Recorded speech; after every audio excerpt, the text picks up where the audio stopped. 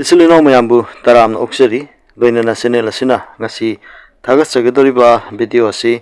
channel asina mamang digi hauna pal mystery ga mari lainaba haibadi khubak maiga mari lainaba video khara semdana somlaksai loinana aigi subscriber amadi viewer singi khubak maisu adum toina yengjaba baramna hairiba ngasi thagatsagadoriba video asi aigi subscriber amagi khubaki mamini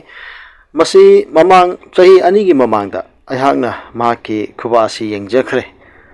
aduga hairiba chahi anigi mamang yengjakhiba si chahi yankhaiga nithoi yankhai humdoi adumaina suraba ala magi khubangni chahi anigi mamang di yengkhiba duda pikhiba result adu adumak mahakna su yamna chummi haidana haibirakkhibani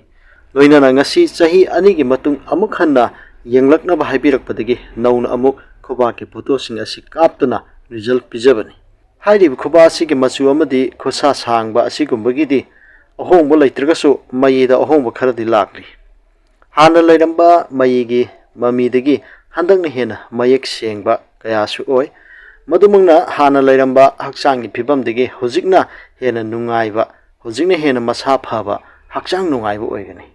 hairiba khuba asi aihangna yengjakhiba sahi anigi mamangi video adu mayam sudum utsage habadi hairiba video asini masidagi mahaki khubaki lairiba mai singasiga handak nauna namba mahaki khuba asiga dum yengbada mayam sudum khangamgani madudi mahaki mai ese handakti fajana distinct oina laire mai fajana seng laire habaduni masina maram oiduna mahaki hakchang gi phibamda hojikni hena nungaiba hojikni hena masa phaba hakchang nungaiba oigani loinana khuba asigi hardline habidi red arrow na takliba line asigi matungina mamangdadi line asi marakta tatpa khara laikhibani maduna maram oirega heart ka mari lainaba anaba mayong narakpa yai so honbagi mari da amadi bp anem awang khara su lairaba yai aduna haksang sajel tangai faduna tawba mathau tai haijaki adubu handakti line asi marakta tatpa su laitre aduna heart ka mari lainaba anaba kya kana laibasu oiraroi yamna fagale haina thamjari masi mahana honajaba mahana chinjakta kakjaba habidi mahana chariba chinjakse mahak yamna joton tawjaba adugumba miyo yamane madumak nasu mahaki sigumba heart ki line asisu mayek ningthina lakpa oigani haidana mayamda khanganjari akhoi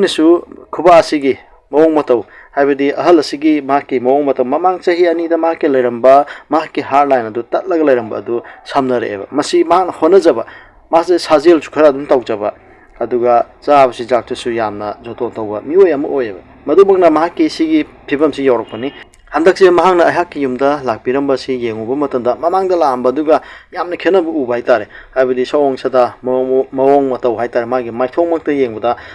khitang maka lamba hana leirambada khitang isuk aga masaje inung nungaitaba dum manba mawong do handakna yengbu matanda masa sengba haksang nungaibagi saktam modum ui haitare aduna haribasi yamna mari laini haidana mayam sum khanganjabani loinana harline asigi matungina pikhiba magun habidi minungsi chawba migi awaba ubada nuaitaba mateng kya tawba amade migi awaba ubada isagi araiba pithokpa miyoi amage magul leiba loinana thamoi chawba ing tappa asiguma kya asidi adumak punsigi oina lengdraba mahakhe magun ama oiduna adum leigani loinana mainline hariba line asigi matungina lairi lasu hoiba amadi calculation ke lamda yamna hi singbu oiba mind sharp oiba amadi khankhiba hongdaba asigumba magona sisu ohong malaite masi mamang nasu dum samane loinana hariba mind asigi matungina imung manung isilenaw ga mari phaba imung manunggi isilenaw kayagi mateng kaya tawbusu oigani loinana lifeline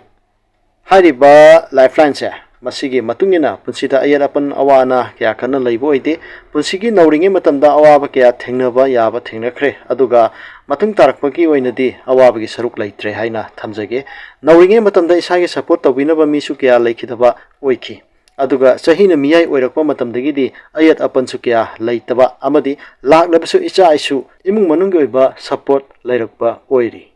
imung manungda natana isana migi mateng kya tawruba aduna amuk mina mateng tawbirakpa support kya lakpa adugum oigani haribasi lifeline asigi manungda leiriba green line habidi support line oina leiriba asigi matungina phongdok lebani mathangna thamjariba sina fail line khowang mayai da leiriba line asini masi lifeline digi karakpa asigi matungina life ta imung manungge support ke matungina tawjurubu kyada laibak laibusu oigani punsida hena phaba chahi matang asi mamangsu adum haijakibada chahi 65 haijakibani madumak adum oigani haidiba chahi matang asida thajadana panduna laiba selthum lakpa yai madutana tana thabakta chawkhatpa ningjarakpa khanjarakpa kya mai pakpa chahi matang haibado oigani loinana khoningthong makhada lairiba line khara asi akhoina thabakki matang amadi isana pamjaba sinphangge matangda phongdokpa mayini ariba mai asigi matungina handangna hena thabangkangi matang asi kungba thabuk chinba hena chawkhatpa asigum kya leibu oire haibadi hanasu maida adumu phom leiragasu handangna hena honaba kanba amadi tanaba kanbigi mami oi loinana hona juruba tawjuruba kyada laibuk leiragasu mapung phaba oidaba haibadi hehek nanthokpa kharadi leigani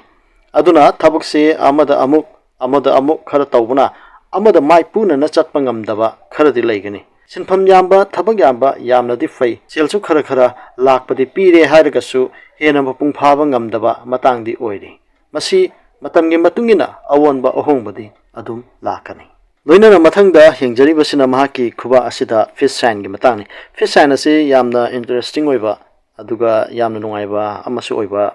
matang ni habitare haibadi adom gi khubakta fish sign leragati masi adum afaba adum nungaiba chawkhatpa oigedaba adugumba mamini sign ni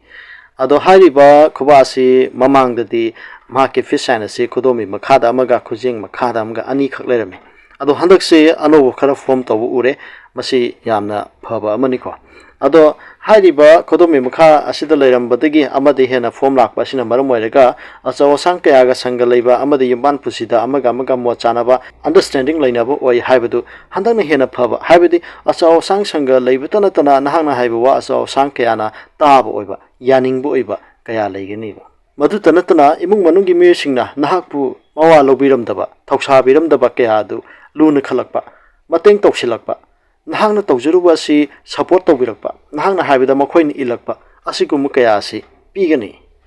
loinana nawna form tawba khujai makhada leiriba fish sign asigi matungina punsina miyai oirakpa haibidi ahal oiraklaba matamda nungaina punsi lenba oigani honaba yamna kanba oigani amadi hona jaribadu mahi phangduna nungaina punsi lenba oigani haibidi hona jama lemna mangdaba oigani tunggi punsida isagi lam yum gari madutana natana miyoi kya thabak piba phawba ngamba haibadu oigedawri loinana fish sign asi anoba form tawba amasu leire madudi khoba asigi khunnak chekta leiriba fish sign asini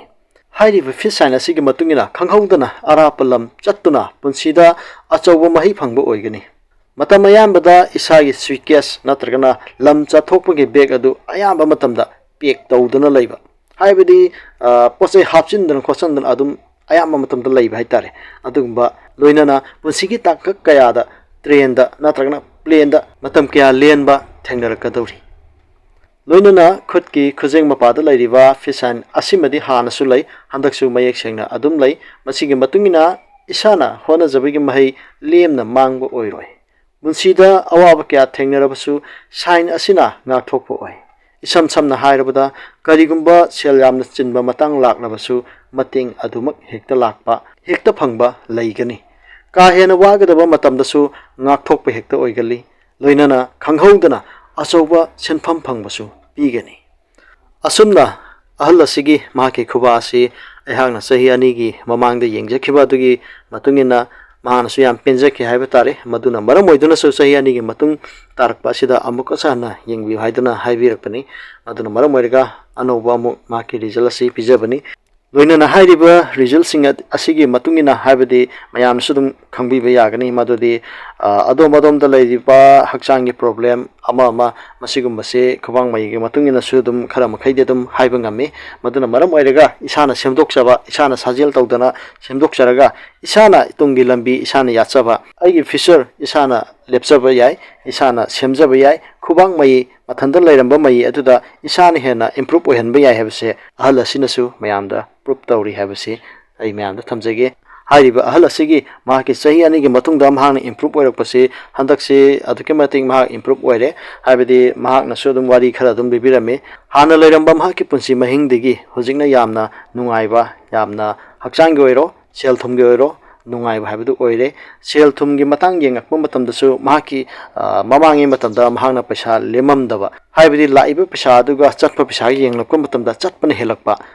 पैसा इरेम लेममदबा अदु हंदक्ति पैसा लेमे अइगी account दा पैसा खरदे दुम यावबो ngame si yengu haidana aingonda ulam haitare ai hojik sumai sumai leire ai hakchang nuai ai hojik mapalam da su chathok chasin yam tawi ai thaba to to pasum yam tanari mayam ge su mating ke am su tawri aina mateng tawru baduna mayam su aigi mateng tawbire aigi mateng kya la e aina awaba taba matamda aigi mateng su dum phangi haidana mahang yam phajana hairame haiba tare yamna nungsiba ahal ni khurai degini chahi yankai ni thoi yankai humdoi adumai surwa ahal amani punsi nung sangbiu nungaine lebiu mai pakpiu saukhatpiu haidana channel singi mai kai digi thamjari